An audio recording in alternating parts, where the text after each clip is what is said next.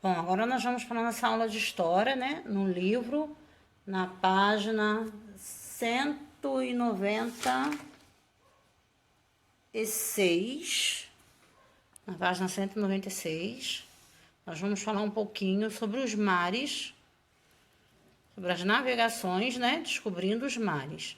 O que a gente vai descobrir nesse capítulo? O que a gente vai conhecer? Nós vamos compreender, né? Como eram as rotas comerciais, entender o motivo pelo qual os europeus saíram em busca de caminhos pelo mar, né? Vamos dar uma olhada nessa imagem que vocês têm aí no texto de vocês. Ela é a representação do gigante Adamastor da Epopeia, os Lusíadas, escrito por Luís de Camões, painel de azulejo.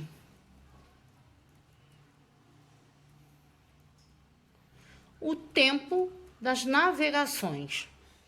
Por volta do século XV, alguns territórios na Europa, entre eles Portugal e Espanha, eram governados por reis que queriam aumentar cada vez mais seu poder e riqueza.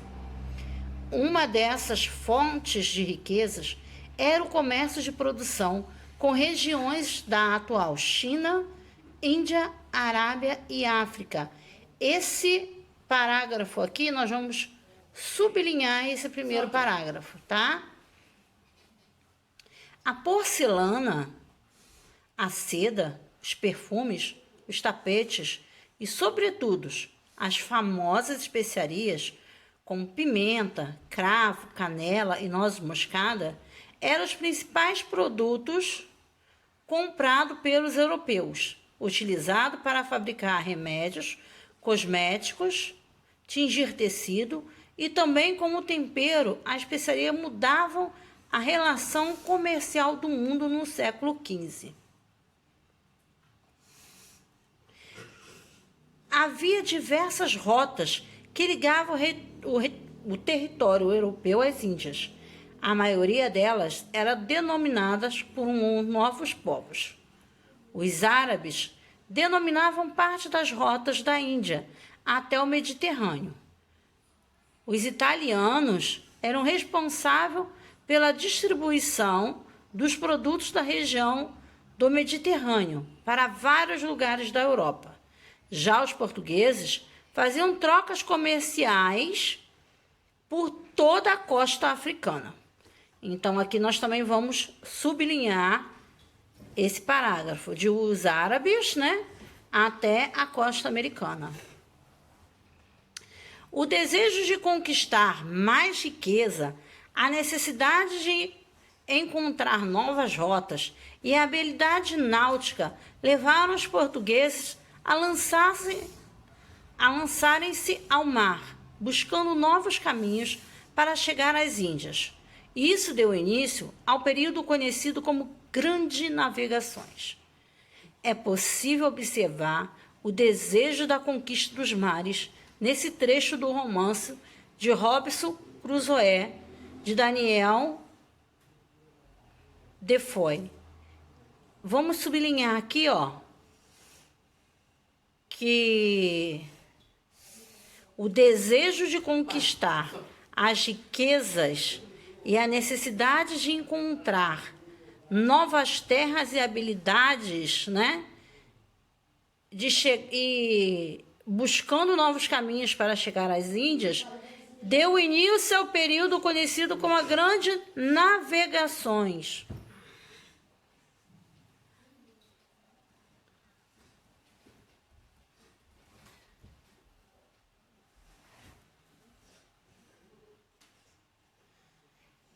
Nasci no ano de 1632, na cidade de Nova York, de uma família boa, embora não original, daquela área, sendo meu pai um estrangeiro de Bremen, que se estabeleceu primeiro em Hull, sendo o terceiro filho da família e sem formação em nenhum ofício.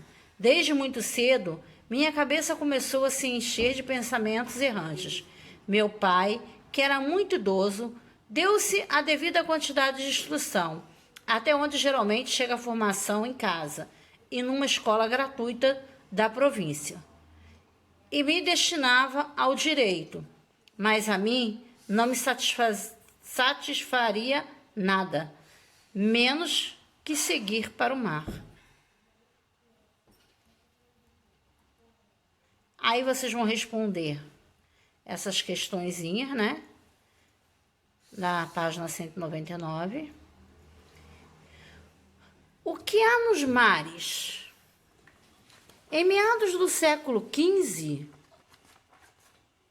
muitos povos já haviam sido criados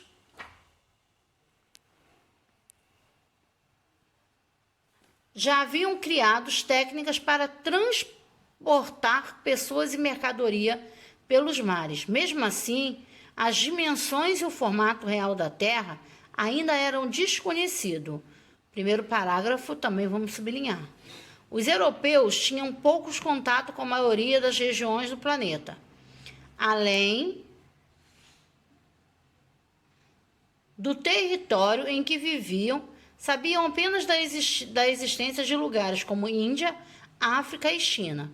E muitos conheciam esses lugares apenas por relatos de viagens, por relatos de viajantes e comerciantes que lá estiveram. Para os europeus, os oceanos representavam um mundo desconhecido, com embarcações pequenas, insalubres, trajetos longos e incertos, relatos de tempestades e naufrágios. As viagens passavam a ser narradas como grandes aventuras fantásticas.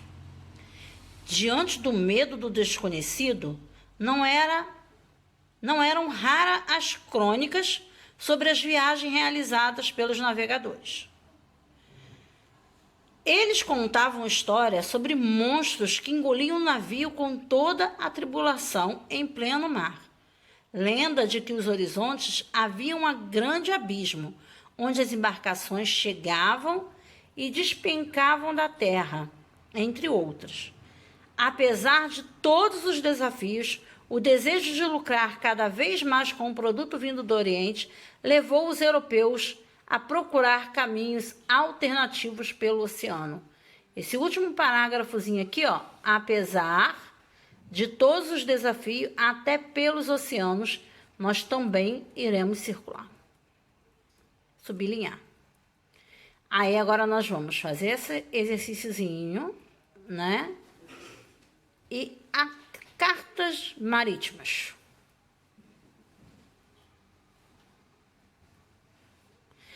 As cartas marítimas. A expansão marítima foi possível não só pela invasão do navio e caravelas, mas também pelo desenvolvimento de instrumentos náuticos e da cartografia.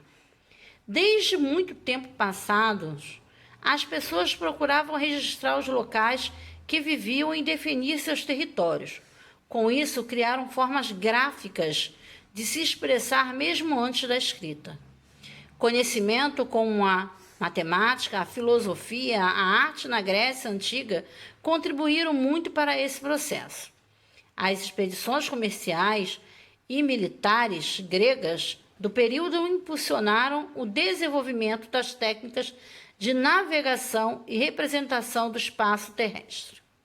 A partir do século XV, com as grandes navegações, a necessidade de representar os territórios encontrados para facilitar a orientação no deslocamento dos navegadores ocasionou uma revolução, além de aprimoramento de várias tecnologias, como a bússola, o astrolábios. Na época foi criado o primeiro Atlas mundial. Então, a partir do século XV até Atlas mundial, nós também vamos sublinhar. Aí o que o menininho dá uma informaçãozinha assim pra gente, né? O nome Atlas vem da mitologia grega. Atlas era um poderoso titã e foi condenado por Zeus a carregar todo o peso da terra em suas costas. Então, nós vamos sublinhar também o que o menino nos conta. Com a Revolução Industrial no século XVIII, nossas tecnologias surgiram com os telescópios, que permitiam observação dos astros. Assim, os mapas também passaram a ter mais precisão. Um dos principais esforços da época foi definir o formato real da Terra. Hoje, contamos com um novo recurso, entre eles os satélites, que possibilitam gerenciamento de imagens, os aplicativos de celular e o GPS, Sistema de Posicionamento Global. Esses recursos contribuem para a precisão de dados e melhor distribuição de informações. Então, nós vamos sublinhar de hoje até informações. E vocês vão responder, né, os exercíciozinhos da página 203.